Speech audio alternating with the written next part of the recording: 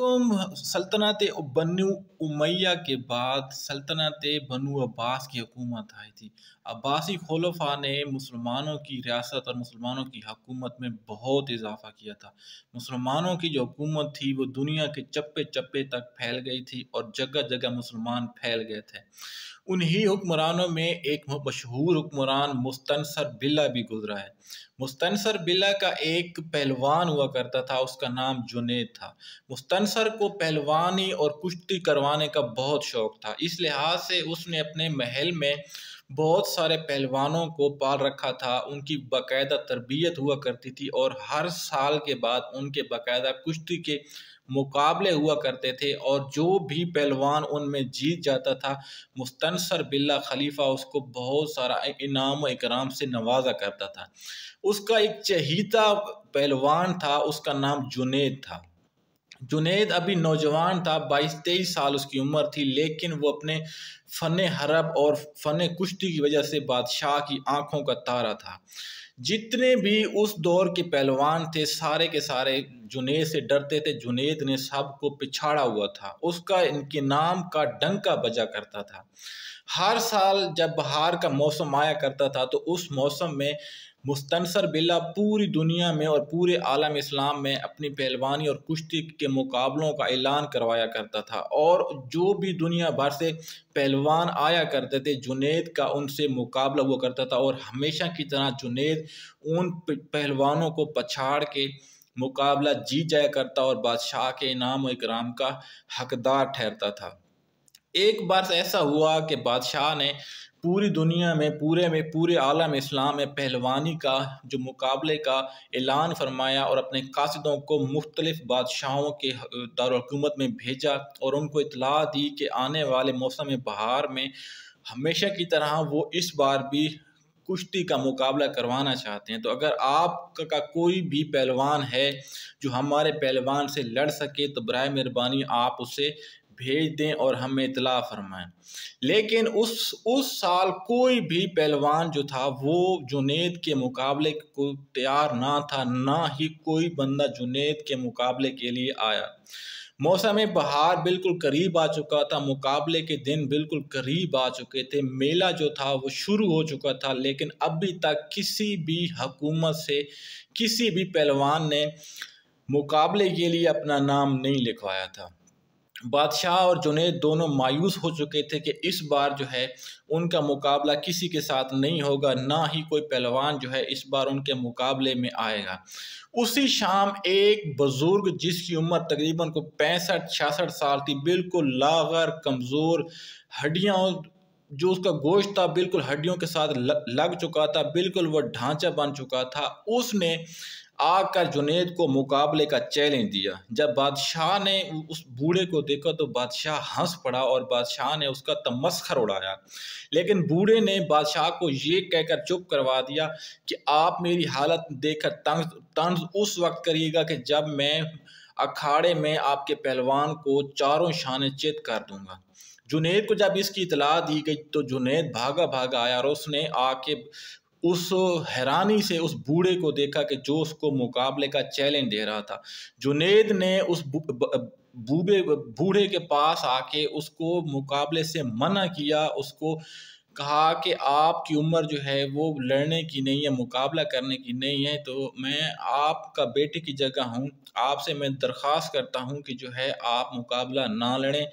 आपको शायद मेरा पता नहीं है कि मैं जो हारने वाला पहलवान होता है उसको अखाड़े में ही मौत के घाट उतार देता हूँ। तो आपको मारते हुए, आपको जो है पिछाड़ते हुए मुझे बहुत तकलीफ़ होगी, क्योंकि जो है आप मेरे वालिद की उम्र हैं। लेकिन जो बूढ़ा था वो ना माना, उसने कहा जुनैद अगर तुम मुझसे डर रहे हो तो वो और बात है, वरना मेरे साथ तुम मुकाबला करो, ताकत का पता तुम्हें मैं अखाड़े में ही बता दूंगा कि मैं कितना ताकतवर हूँ।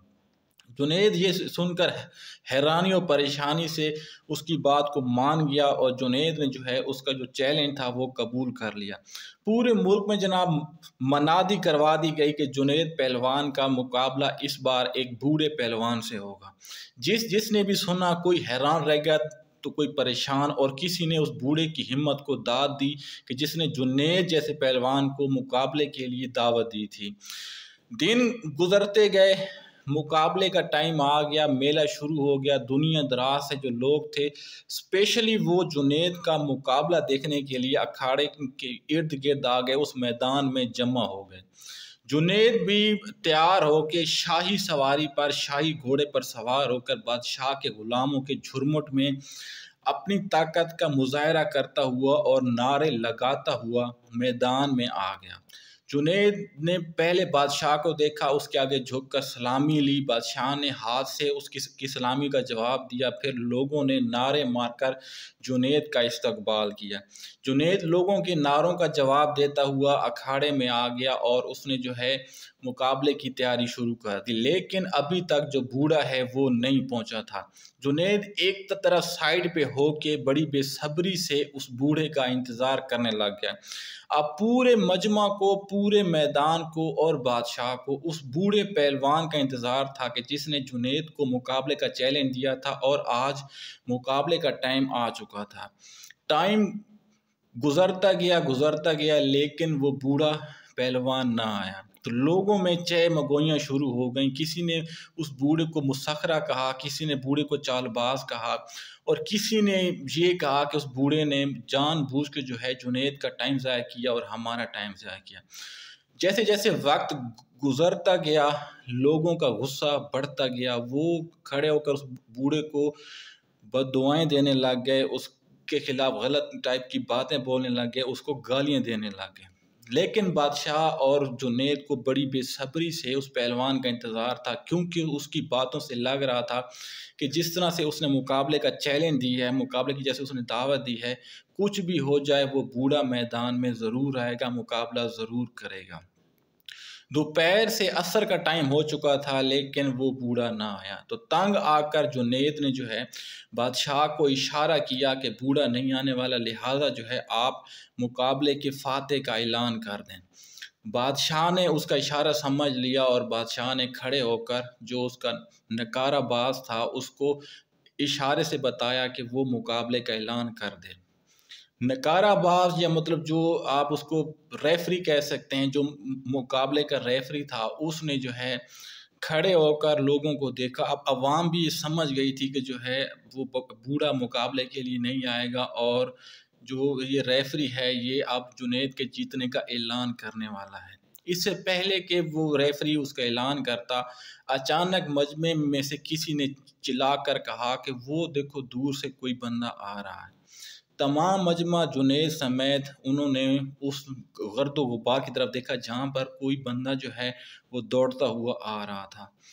जुनैद ने और बादशाह ने और बाकी मजमे ने 4-5 मिनट रुक के इंतज़ार किया। जैसे ही वो बंदा उनके करीब आया तो उन्होंने देखा कि वही बूढ़ा कि जिसने उनको मुकाबले की दावत दी थी, वो हाँफता कांपता और दौड़ता हुआ आ रहा था।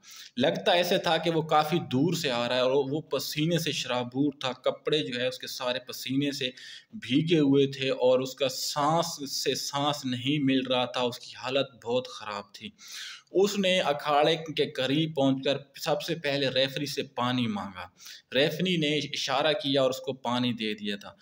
रेफरी वो बूढ़ा इतना प्यासा था कि उसने जो है 2 डोल पानी के जो मतलब बट्ठल टाइप होता है, उसने 2 डोल पी लिया आराम से। पानी पीने के बाद वो 2 मिनट तक बैठ गया और हाँफने लगा। जैसे ही उसकी ज़रा तबीयत सेट हुई तो वो खड़ा हुआ और उसने रेफरी को कहा कि वो जुनैद का मुकाबला करना चाहता है। उसकी हालत देखकर जुनैद को फिर तरस आ गया, और जुनैद ने एक दफ़ा फिर उस बूढ़े को कहा कि आपकी हालत बहुत ख़राब है, आप मेरे वालिद की जगह पर हैं, और मैं नहीं चाहता कि मैं आपको मारकर जो है कोई गुनाह करूं और इसका मुझे सारी उम्र तक पछतावा रहे, सदमा रहे। लिहाजा जो है आप इस मुकाबले से बाज आ जाएं, आप हार मान लें, नहीं तो जो है आपकी जान बहुत कीमती है, वो मेरे हाथों से ज़ाया हो जाएगी। लेकिन बूढ़ा ज़िद पर अड़ा रहा। बूढ़े ने कहा कि जुनैद, अगर तुम डर गए हो तो वो अलग बात है, वरना तुम मेरे साथ मुकाबला करो, मुकाबले से भागो मत। उसका ये अज़्म हिम्मत देखकर जुनैद सटपटा गया। उसने कहा ठीक है, मैं मुकाबले के लिए तैयार हूँ। उसने रेफरी को इशारा किया, रेफरी ने बूढ़े की तरफ देखा, बूढ़े ने भी इशारा किया कि ठीक अब जो है वो मुकाबले के लिए तैयार है।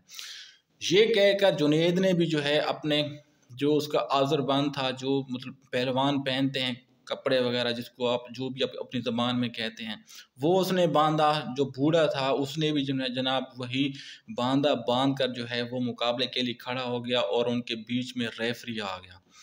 इससे पहले कि मुकाबला शुरू होता, रेफरी के कान में उस बूढ़े ने ये कहा कि वो अकेले में जुनैद से 2 मिनट बात करना चाहता है। रेफरी ने उसको इजाज़त दे दी। जुनैद उसको हैरानगी से देखने लगा कि पता नहीं ये मुझसे क्या बात करना चाहता है। जैसे ही रेफरी ने इजाज़त दी, बूढ़ा लपक कर जुनैद के पास आया और उसने जुनैद के कान में ये कहा कि मेरी बात सुनो, मैं कोई पहलवान नहीं हूँ, मैं हालात का मारा हुआ और जुल्म की चक्की में पिसा हुआ एक इंसान हूँ। मेरे घर में गुज़िश्ता 2 दिन से खाना नहीं था और 2 दिन जो है वो मैंने फाके से गुजारे हैं।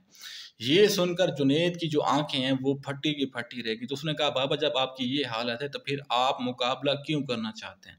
तो उसने कहा कि असल में बात ये है कि बादशाह के जुल्म व सितम की वजह से कुछ 2 सैयदज़ादे बच्चे जिनकी उम्र 8 साल और 7 साल हैं, उनको जो है मैंने अपने घर में पनाह दी हुई है। वो आले नबी हैं, औलाद अली हैं।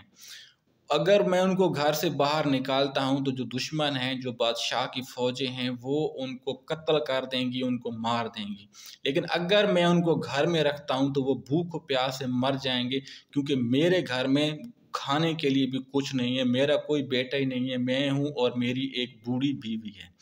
तो जब मैंने ये मुकाबले का सुना तो मैं दौड़ा हुआ तुम्हारे पास इसलिए आया और बादशाह के पास इसलिए आया कि मैं तुमसे जो है इन सादात बच्चों का तुमको वास्ता दूंगा और तुमको ये कहूँगा कि भाई अगर तुम इस दुनिया में अपने नाम को और अपनी पहलवानी को छोड़ को आले नबी औलाद अली पर अगर तुम कुर्बान कर देते हो और तुम अगर मुझसे ये मुकाबला हार जाते हो तो मुझे जो पैसे मिलेंगे उनसे ये है कि जो सैयदज़ादे हैं उनके के खाने का बंदोबस्त हो जाएगा। वो जितना भी टाइम मेरे पास रहेंगे मैं उनकी जो परवरिश है वो अच्छे तरीके से कर सकूँगा। अगर तुम मेरी ये बात नहीं मानते, अगर तुम आले नबी औलाद अली का अगर तुम लिहाज नहीं करते तो बेशक मुझे उठा के ज़मीन पर पटक दो, क्योंकि जो है यहाँ से शर्मिंदा होकर मैं वापस नहीं जाना चाहता। मैं जब घर से आ रहा था तो मैंने आले नबी औलाद अली के 2 बच्चों को मैंने उनसे ये वादा किया था कि मैं जब यहाँ से वापस आऊँगा तो उनके लिए खाना और कपड़े लेकर आऊँगा। अब जो है मैं खाली हाथ यहाँ से लौट के अपने घर नहीं जा सकता। या तो ये है कि मुझे उठाकर ज़मीन पर पटक दो और जो मेरी गर्दन का मनका है वो तोड़ दो, या फिर जो है तुम आले नबी की खातिर अपनी पहलवानी अपने नाम की कुर्बानी दो और रहती और आखिरत में जो है इनके नाना से अपनी जो है तुम बदला ले लेना। ये बात सुनकर जो जुनैद है वो एक लम्हे के लिए रुक गया। एक लम्हे के लिए उसने सोचा, कुछ सोचकर जो है वो उस बाबे के करीब आया और उसने बाबे को ये कहा कि बाबा तुम मुझे ये बताओ, क्या तुम सच बोल रहे हो? तो बाबे ने उसको ये बात सुनकर कहा कि यार आपको मेरी हालत देखकर क्या लगता है, या चलो अगर मैं झूठ बोल भी रहा हूँ तो तुमने ये एहसान मुझ पर नहीं करना, तुमने ये एहसान नबी सल्लल्लाहु अलैहि वसल्लम पर करना है और इसका जो बदला है तुम्हें वही दे सकते हैं, मैं तो इस काबिल नहीं हूँ।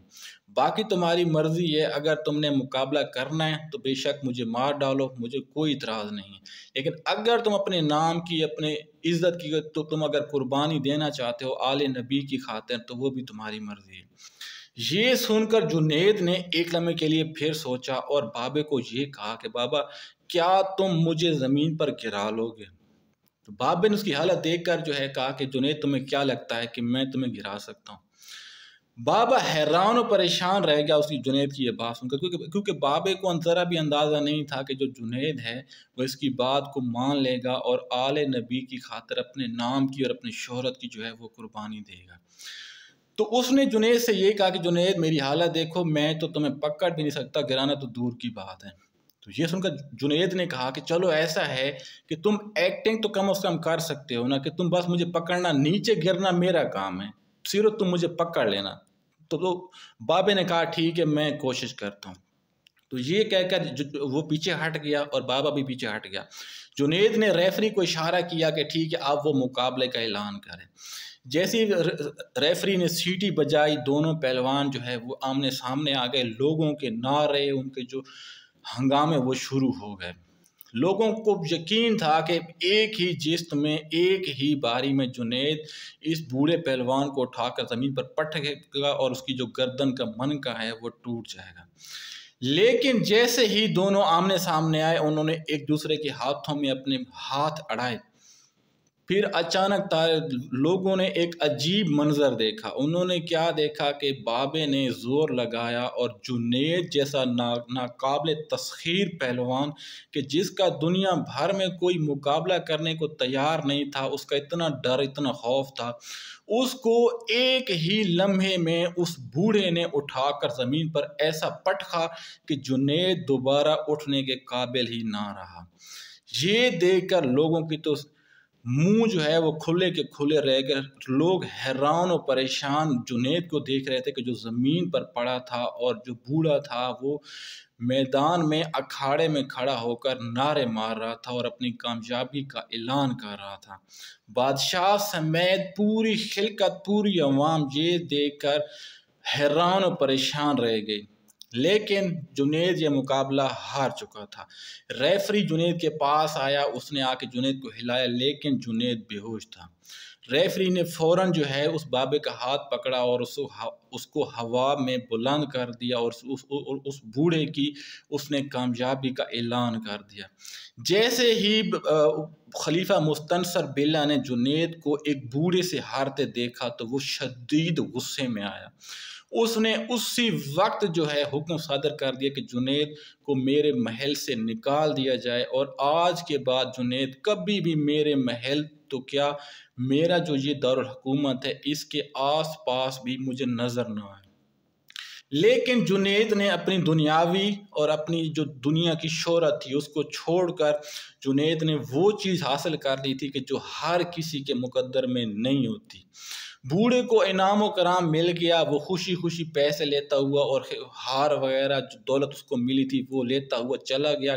जुनेद वहाँ से उठ के उसने अपने कपड़े संभाले और लोग उसको देखकर जो है उस पर थूक रहे थे। लोग उसको देख के गालियां दे रहे थे कि भाई इतना बड़ा पहलवान और आज एक बूढ़े से हार गया। जुनेद की जो इज्जत थी वो मट्टी में मिल चुकी थी, लेकिन उसकी जो किस्मत का सितारा था दरअसल वो उसी वक्त चमका था। इन हालात में जुनेद वहाँ से निकला और उसने अपना रुख जंगल की तरफ कर लिया। जैसे ही जुनेद जंगल में पहुंचा तो वहाँ रात हो चुकी थी। जुनेद एक जगह पर बैठा और बैठते ही उसकी आंख लग गई और जैसे ही उसकी आंख लगी उसकी जो किस्मत है वो रोशन हो गई। वो क्या देखता है कि ताजदार कायनात सल्लल्लाहु अलैहि वसल्लम अपने 4 यारों के साथ उसके पास आए हुए हैं और उसको जो है अपने गले से लगा रहे हैं और उसका हौसला बढ़ा रहे हैं और उसको ये कह रहे हैं कि जुनेद, तुमने मेरे ख़ानदान के लिए, मेरे बच्चों के लिए तुमने अपनी नाम, अपनी शोहरत की कुर्बानी दी। आज के बाद तुम मेरे पसंदीदा बंदों में शामिल हो और क़यामत के दिन तुमसे जन्नत का वादा मैं करता हूँ। तो जुनेद जैसा बंदा कि जो एक आम सा मुसलमान था, जो कभी नमाज भी नहीं पढ़ता था, जो कभी उसका इतना ख़ास इस्लाम से लगाव नहीं था, वो एक सैयद ज़ादे की इज़्ज़त करने की बदौलत जो है अल्लाह ताला ने उसको फ़कीरी बना दी, उसको वली बना दिया। तो असली और नस्ली जो सैयद हैं उनकी जो ताज़ीम है, उनकी जो तकरीम है वो हम पर वाजिब है। अगर कोई सैयद आप देखते हैं कि जो वाकई असली सैयद है तो उसकी ताज़ीम करना, उसकी तकरीम करना ये हम पर फ़र्ज़ है, क्योंकि वो आले नबी हैं, औलाद अली हैं। हमसे वो हद दर्जा अफ़ज़ल हैं क्योंकि उनकी रगों में हमारे नबी का खून है। तो जो बंदा अगर आले नबी की इज़्ज़त करेगा वो दुनिया में भी कामयाब होगा और वो आखिरत में भी कामयाब होगा।